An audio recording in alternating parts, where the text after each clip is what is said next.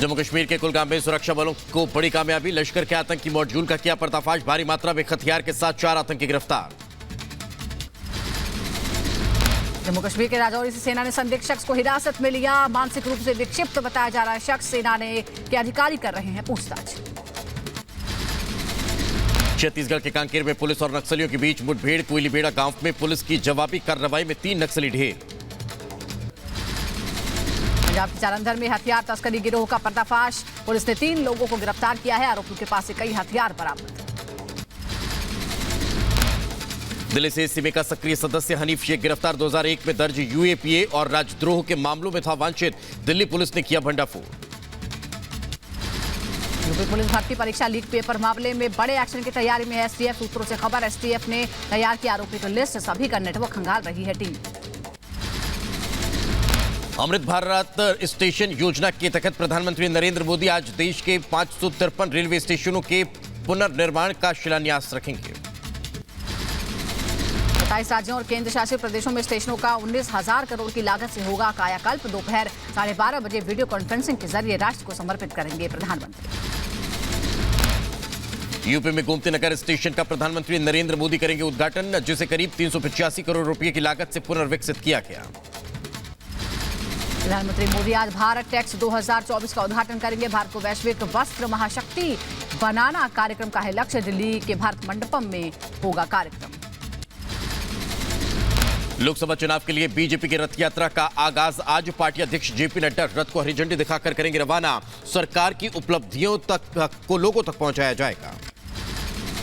दमन और द्वीप के दौरे पर रवाना होंगे गृह मंत्री अमित शाह। साइली और सिलवासा में कई परियोजनाओं का करेंगे उद्घाटन और शिलान्यास। दिल्ली के मुख्यमंत्री अरविंद केजरीवाल को ईडी का 7वां समन। शराब घोटाले में ईडी ने केजरीवाल को पूछताछ के लिए आज फिर बुलाया। ज्ञानवापी के व्यास तहखाने में पूजा के अधिकार के खिलाफ याचिका पर फैसला आज। इलाहाबाद हाईकोर्ट में मुस्लिम पक्ष की याचिका पर सुनाया जाएगा फैसला।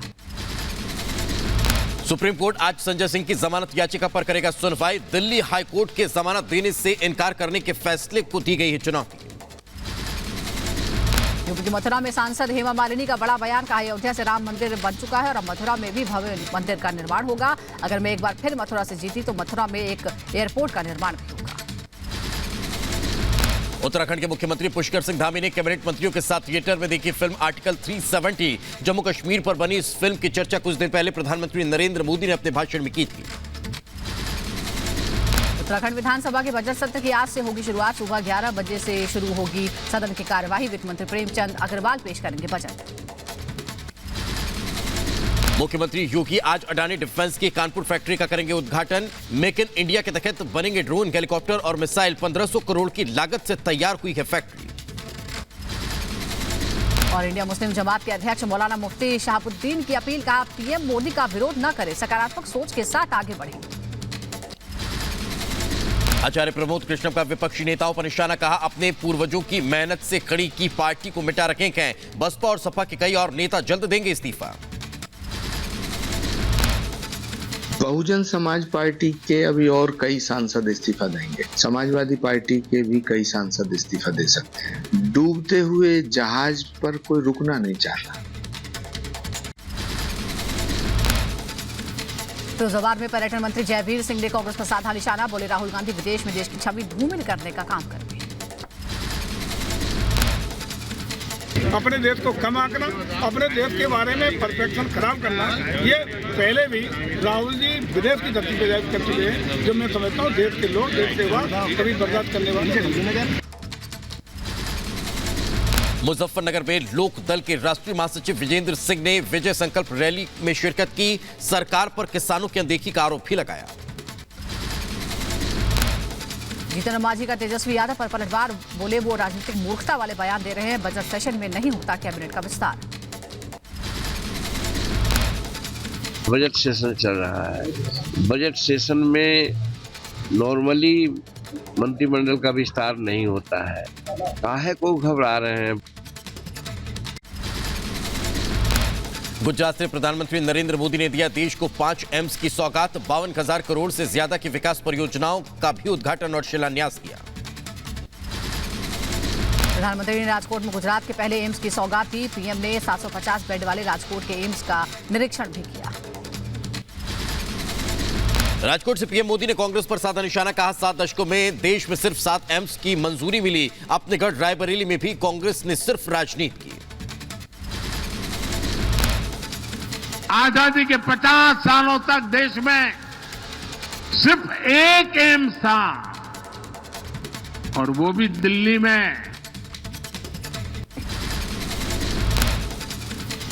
जनसभा को संबोधित करते हुए पीएम ने कहा, देश कह रहा है मोदी की गारंटी मतलब काम पूरा होने की गारंटी। जहां लोगों से उम्मीद खत्म हो जाती है वहां से मोदी की गारंटी शुरू होती है।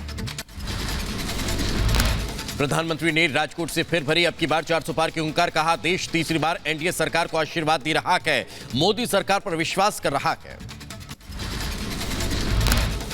अब की बार 400 पार का विश्वास, 400 पार का विश्वास कर रहा है।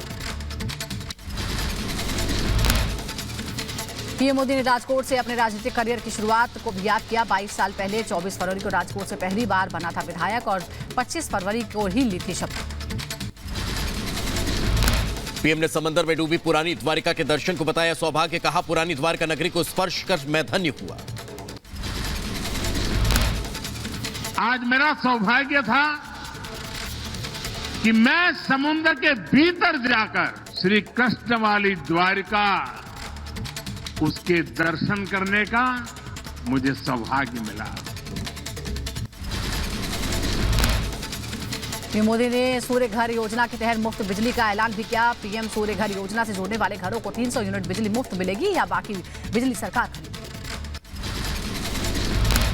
पीएम ने राजकोट को विकास की भी सौगात दी। राजकोट में 48,000 करोड़ से ज्यादा की विकास परियोजनाओं का भी किया शिलान्यास।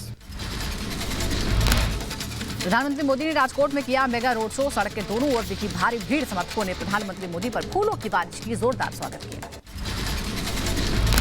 उत्तर प्रदेश के रायबरेली को प्रधानमंत्री नरेंद्र मोदी ने वर्चुअली एम्स की सौगात दी। कार्यक्रम में सीएम योगी स्मृति ईरानी भी मौजूद रखे। स्मृति ईरानी ने कांग्रेस पर निशाना साधा, कहा नामदारों ने वोट लिया लेकिन काम नहीं किया। नए एम्स के लिए सीएम योगी ने रायबरेली की जनता को बधाई दी। कहा जिस राज्य में 12 मेडिकल कॉलेज थे वहां हमारी सरकार ने 45 मेडिकल कॉलेज बनाए हैं। हमारी सरकार 1 डिस्ट्रिक्ट 1 मेडिकल कॉलेज बना रही है। मिशन मध्य प्रदेश पर गृह मंत्री अमित शाह छतरपुर में भरी चुनावी हुंकार, कहा अब की बार 400 पार के साथ ही तीसरी बार मोदी सरकार। मोदी जी ने 400 पार का हमें लक्ष्य दिया है। ये 400 पार का लक्ष्य बूथ के कार्यकर्ताओं के बगैर हो ही नहीं सकता। अमित शाह का कांग्रेस पर करारा हमला, कहा सनातन का अपमान करती है कांग्रेस। मोदी ने जहां कहा वहीं राम मंदिर बनाया और प्राण प्रतिष्ठा भी की। सालों तक एक कांग्रेस पार्टी ने अयोध्या के मंदिर के मसले को लटका कर रखा, अटका कर रखा, भटका कर रखा।